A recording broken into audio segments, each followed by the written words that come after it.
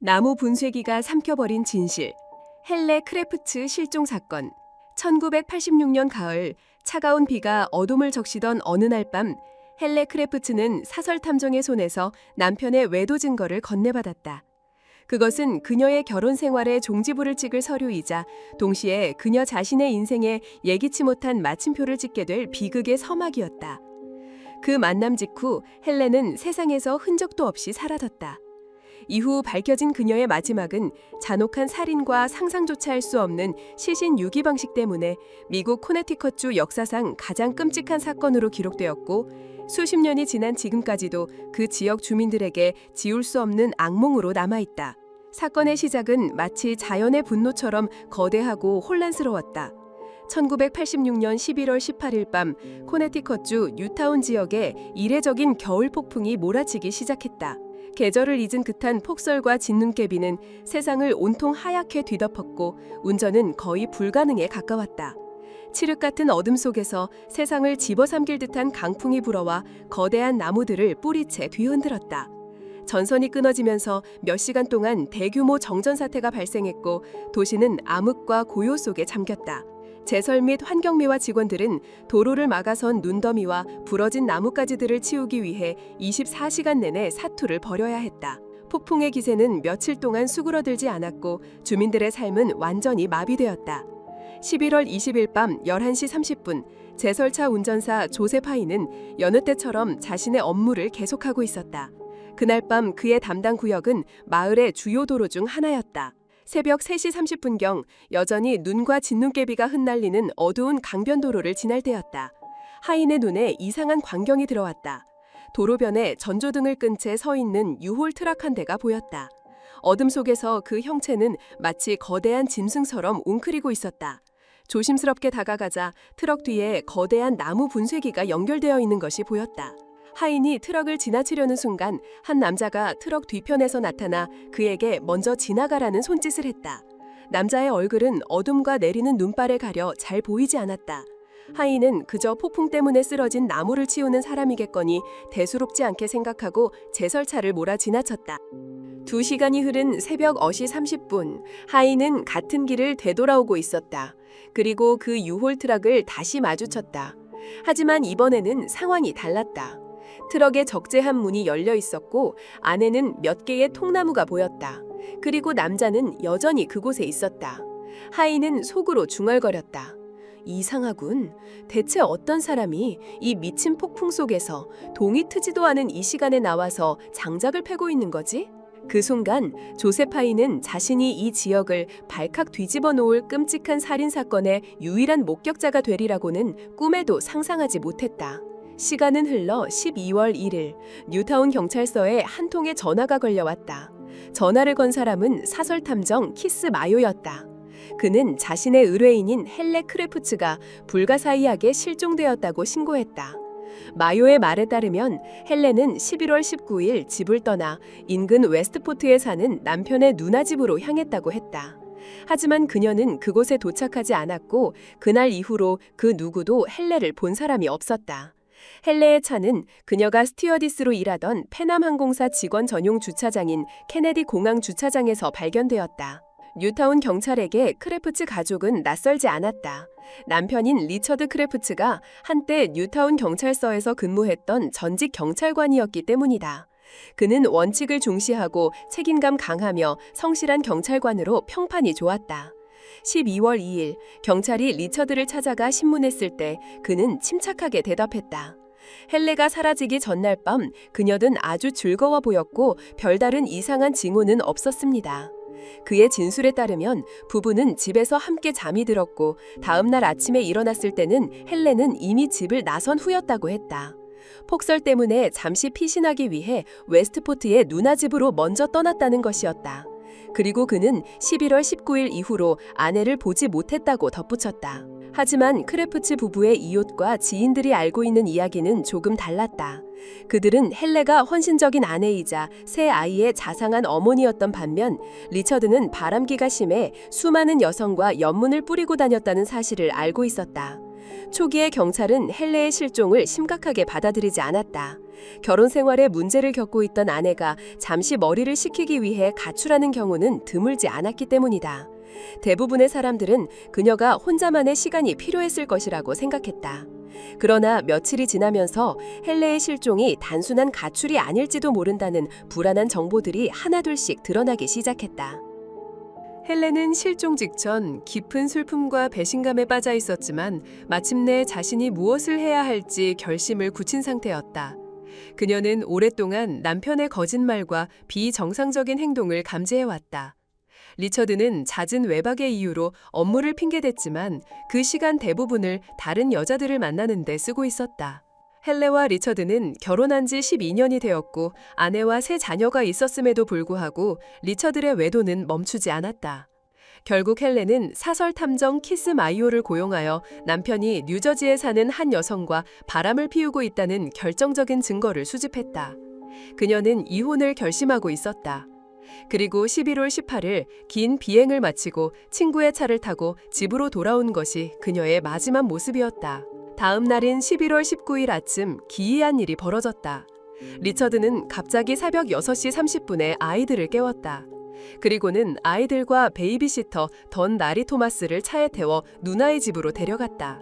베이비시터가 헬레는 어디 있냐고 묻자 리처드는 그녀가 먼저 출발했으니 그곳에서 만나기로 했다고 대답했다. 당시 뉴타운은 극심한 폭설로 시야 확보조차 어려운 상황이었다. 그런 날씨에 아내가 먼저 혼자 떠났다는 것은 상식적으로 이해하기 힘든 일이었다. 아이들과 베이비시터를 누나 집에 내려준 리처드는 그대로 차를 몰고 사라졌다. 그리고 저녁 7시가 되어서야 돌아와 그들을 데리고 집으로 왔다. 그날 하루 종일 그들은 헬레의 그림자도 보지 못했다. 하지만 그 후 며칠 동안 리처드의 이야기는 계속해서 바뀌었다. 그는 아내의 친구 중 한 명에게는 헬레가 아픈 어머니를 만나러 덴마크에 갔다고 말했다. 하지만 다른 사람들에게는 친구들과 여행을 떠났다고 둘러댔다. 이러한 모순적인 말들이 사설탐정 키스 마이오의 의심을 증폭시켰다.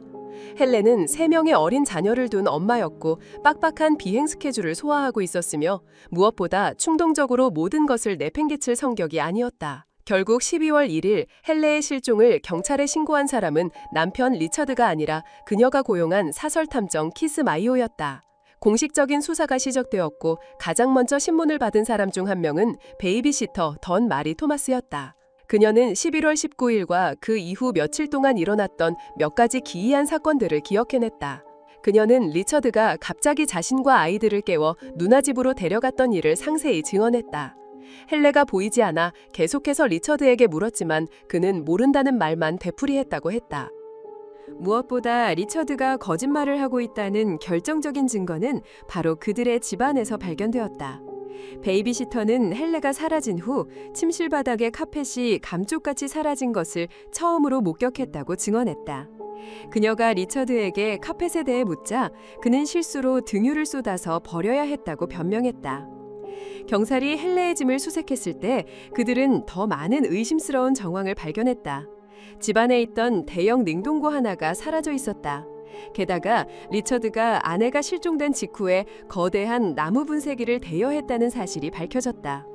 침실 매트리스 커버에서는 아주 작은 핏자국 5개가 발견되었다. 당시에는 DNA 감식 기술이 발달하지 않았지만 경찰은 혈액형 검사를 통해 이 혈흔이 헬레와 같은 O형이라는 것을 확인했다. 경찰은 주된 용의자로 남편 리처드 크래프츠를 지목했지만 헬레의 행방이나 시신을 찾을 수 없었기 때문에 사건은 교착 상태에 빠졌다. 그 어떤 단서도 그녀가 어디에 있는지 알려주지 않았다. 그러던 어느 날 한 남자가 경찰서를 찾아오면서 수사는 급물살을 타기 시작했다. 그는 바로 제설차 운전사 조셉 하인이었다. 그는 경찰에게 11월 20일 새벽 3시 30분 강변도로에서 나무 분쇄기를 실은 의문의 남자를 목격했던 일과 자신이 느꼈던 이상한 점들을 모두 털어놓았다. 이제 경찰은 수색을 시작할 장소를 특정할 수 있었다. 그리고 그들의 노력은 끔찍한 진실과 함께 보상받게 되었다. 조셉 하인의 증언을 토대로 조아 호수 주변 지역에 대한 대대적인 수색이 시작되었다. 경찰은 큰 기대를 걸지 않았지만 헬레의 갑작스러운 실종에 대한 해답을 찾기 위해서는 반드시 필요한 절차였다. 그들이 처음 수색한 곳은 갓 잘라낸 듯한 신선한 나무 조각들이 흩뿌려져 있던 강변의 한 공터였다. 며칠에 걸친 끈질긴 수색 끝에 조사관들은 눈과 흙더미 속에서 믿을 수 없는 것들을 발견하기 시작했다.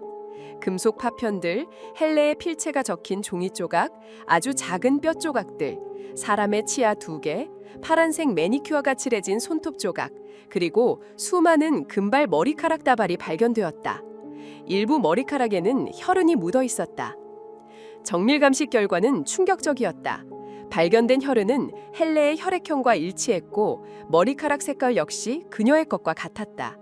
그리고 결정적으로 발견된 치아 중 하나는 헬레의 치과 기록에 남아있는 크라운 치료를 받은 치아와 정확히 일치했다. 수색팀은 또한 강바닥에서 전기톱 한 대를 발견했다. 톱날에는 머리카락과 헬레가 마지막으로 입었던 옷의 섬유 조각이 엉겨붙어 있었다. 그리고 그 전기톱은 리처드 크래프츠가 소유했던 것으로 확인되었다. 마침내 리처드 크래프츠에 대한 체포영장이 발부되었다. 수사관들은 수집된 증거들을 보며 더 이상 헬레의 온전한 시신을 찾을 수 없으리라는 것을 직감했다. 그들에게 남은 것은 그녀의 존재를 증명하는 끔찍한 잔해들 뿐이었다. 당국은 사건의 전말을 다음과 같이 재구성했다.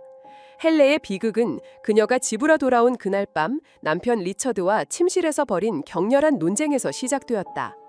헬레가 남편의 외도 증거를 들이밀며 이혼을 요구하자 분노한 리처드는 그녀를 살해했다. 침실 카펫은 범행의 흔적을 감추기 위해 버려뒀다. 그 후 리처드는 며칠 전 미리 구입해둔 대형 냉동고에 아내의 시신을 넣었다. 다음 날 아침 그는 아무렇지 않게 아이들과 베이비시터를 누나 집에 데려다 준 뒤 다시 집으로 돌아와 시신을 전기톱으로 토막내고 다시 냉동고에 넣는 끔찍한 일을 저질렀다. 그리고 그는 나무 분쇄기를 빌렸다. 밤이 깊어지고 폭설이 모든 것을 뒤덮기를 기다렸다. 어둠과 눈보라를 방패 삼아 그는 10년 넘게 자신과 함께 살아온 아내의 시신을 나무 분쇄기에 넣어 갈아버리는 인간으로서는 상상할 수 없는 만행을 저질렀다. 일이 끝나자 그는 범행에 사용된 전기톱을 강물에 던져 증거를 인멸하려 했다.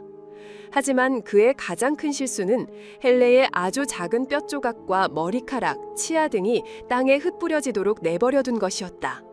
그리고 그 작은 조각들은 경찰의 예리한 눈을 피하지 못했다. 부인할 수 없는 증거들 앞에서 리처드는 결국 고개를 숙였다. 그는 헬레가 외도와 이혼 문제를 언급하며 다투던 중 우발적으로 그녀를 살해했다고 자백했다. 그는 시신만 없으면 그 누구도 자신에게 살인죄를 물을 수 없을 것이라고 믿었다. 완벽한 범죄를 꿈꿨던 그의 계획은 한 성실한 제설차 운전사의 기억과 과학수사의 힘 앞에서 산산조각 나고 말았다. 1989년 11월 21일 8시간의 수기 끝에 배심원단은 리처드 크래프츠에게 헬레 크래프츠 살해 혐의로 유죄를 판결했다. 그는 99년형을 선고받았다. 이 사건은 코네티컷주 역사상 시신이 발견되지 않았음에도 불구하고 법의학적 증거만으로 살인죄가 인정된 최초의 판례로 기록되었다. 나무 분쇄기가 진실을 삼켜버리려 했지만 눈보라 속에 흩어진 작은 조각들은 끝내 비극적인 아내의 마지막을 세상에 알리고야 말았다.